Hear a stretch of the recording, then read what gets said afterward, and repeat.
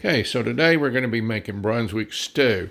I like to set all my ingredients out and get them pre-measured for the stew. Here's all the liquids. We'll talk about that as we go. There's spices here. There's meat.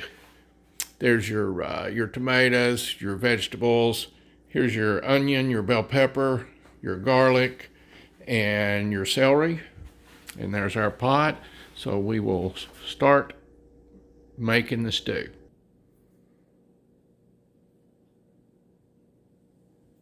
Okay, so we've already chopped our celery, our onions, our bell pepper, and our garlic.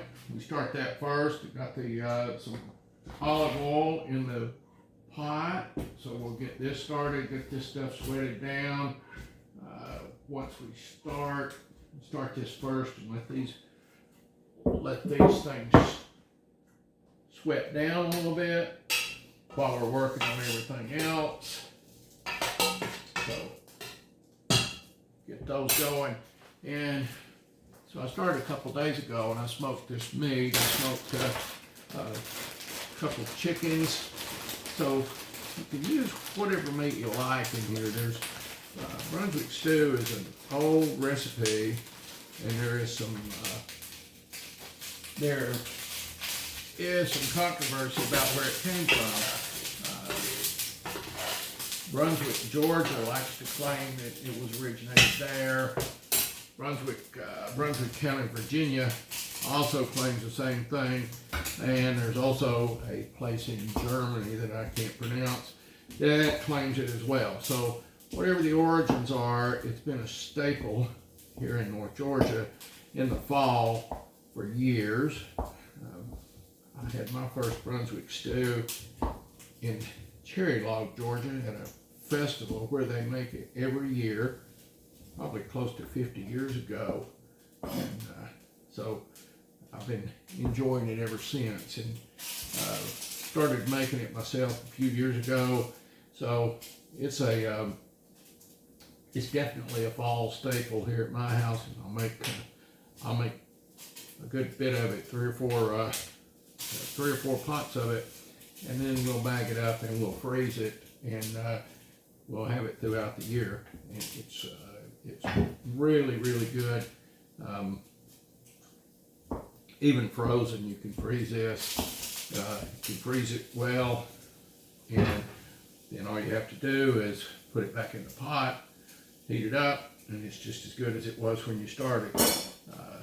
So I made 2 pots of this yesterday, and so I'm using the remainder of the meat here. I used chicken, which I smoked a couple chickens earlier in the week, and I smoked a pork butt and pulled it, and so that's what I use in mine, is chicken and pork.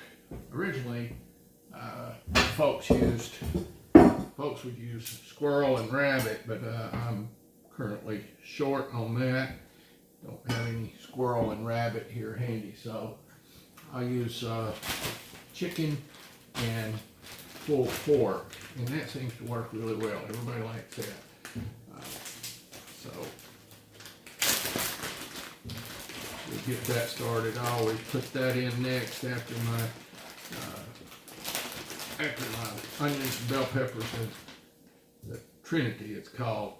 It's your onions, your bell peppers, your celery, and your garlic. I use 1 full medium-sized onion, 1 good-sized bell pepper, and 1 stalk of celery in mine, and minced garlic. And we are garlic fans, so I use quite a bit of garlic. You can use that to your taste, and I get the minced garlic for this. You can use that. You can do that to your taste. Yeah. Brunswick stew is a recipe that you will alter as you go, and you'll figure out what you like, what your family likes, and you can change it as you go. So we've got the vegetables in there and the meat going, and then we need to get some liquid. Now, I use these big cans. I use 2 of these big cans of tomatoes, and I'll either use crushed or diced. I have a little bit of both for this. So these 28-ounce cans are what I use. There again, depending on, I have done it with smaller cans, just a couple of smaller cans. But the big cans in a big pot like this seem to work well. So that's what we use, and mix that up with the meat and get this going. And what I like to do with my stew is I like to heat it here on the stove, and then after I get heated and get all the ingredients meshed together, then I'll take it and put it on the smoker. I put it on the smoker for about 4 hours and get the smoke in there. This is beef broth. I use beef broth and about a can, a little more than a can of beef broth.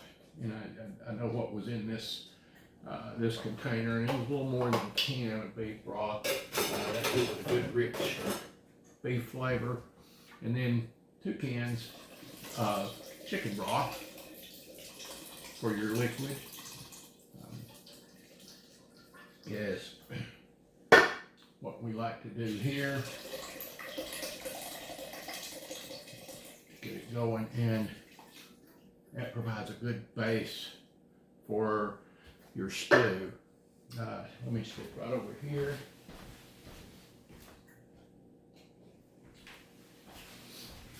And now your vegetables, it depends. I give a shout out to Kroger. I like to use their 10 for $10 little packs, because they're just 12 ounces and they're perfect for doing this. I use baby lima beans, and I use about 6 ounces of baby lima beans. Don't use a whole bag of these. I'm not a huge fan of lima beans.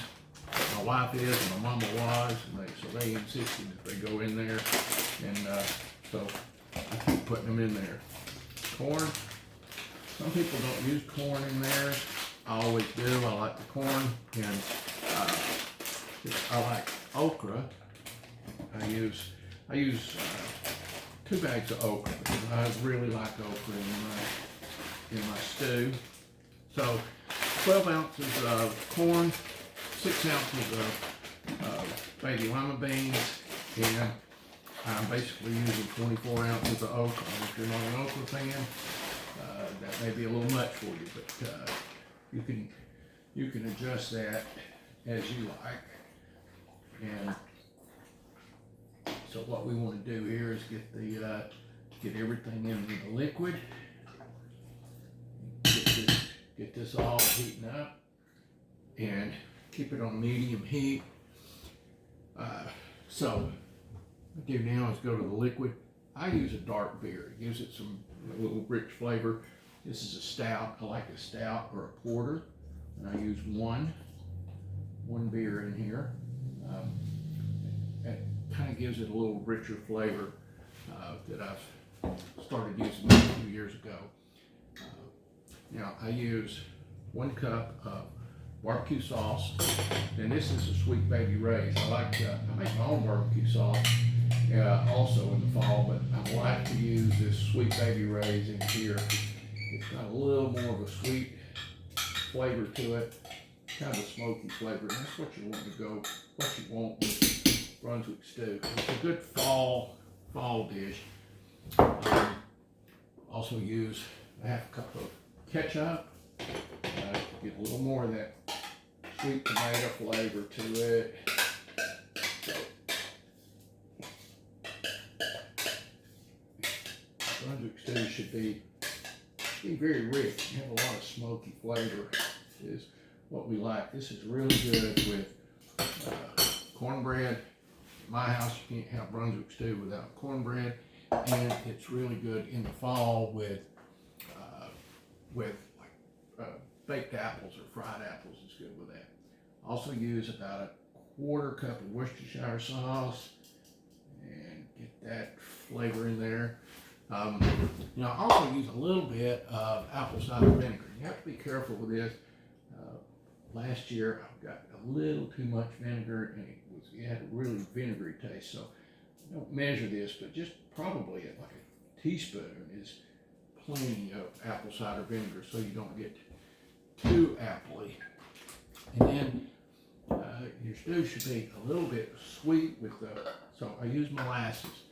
And don't measure this either, but probably a couple of tablespoons is where I found is good. And there again, you try this and you see how sweet you like it. And molasses, of course, can use sorghum if you're up in the mountains, kind of where we are, where you can get sorghum. You can use sorghum as well, but I find the molasses is good. And that's all of the liquid that we go in with. We're getting pretty full. I think this gets to be a pretty full pot stew when we get down to this point. So we'll get that going. Now we want to go to our spices, and so I use this is spices I've tried over the years that work out pretty well. So I use a little onion powder, and it's kind of to taste here. I like a lot of spice, so sometimes I use a good bit of spice. Sometimes my wife tells me I tend to go overboard, but it seems to work. And even though I put garlic in the base, I like this granulated garlic.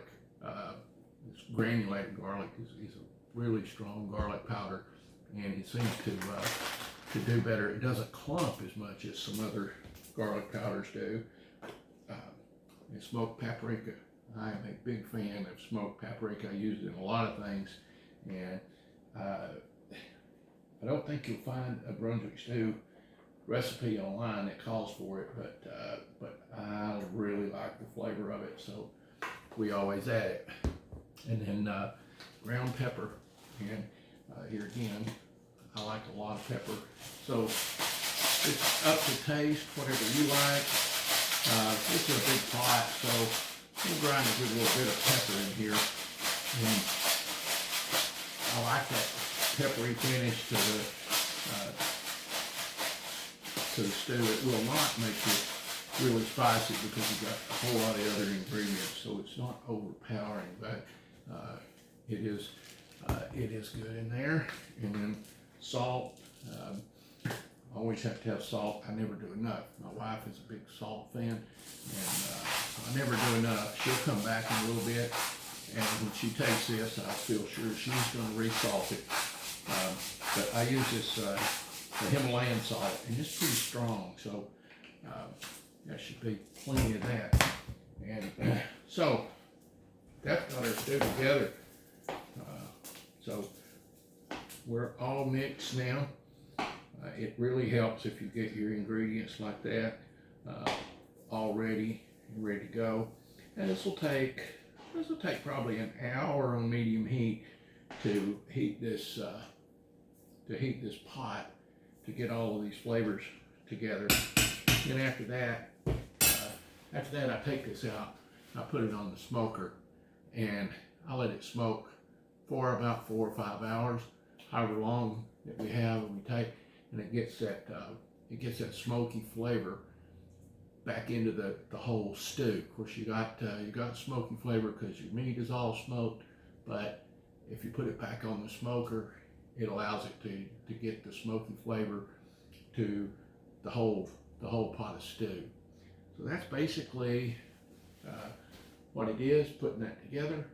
And once it's smoked, it's ready to go. And it's a big hit here, and I hope it is for you.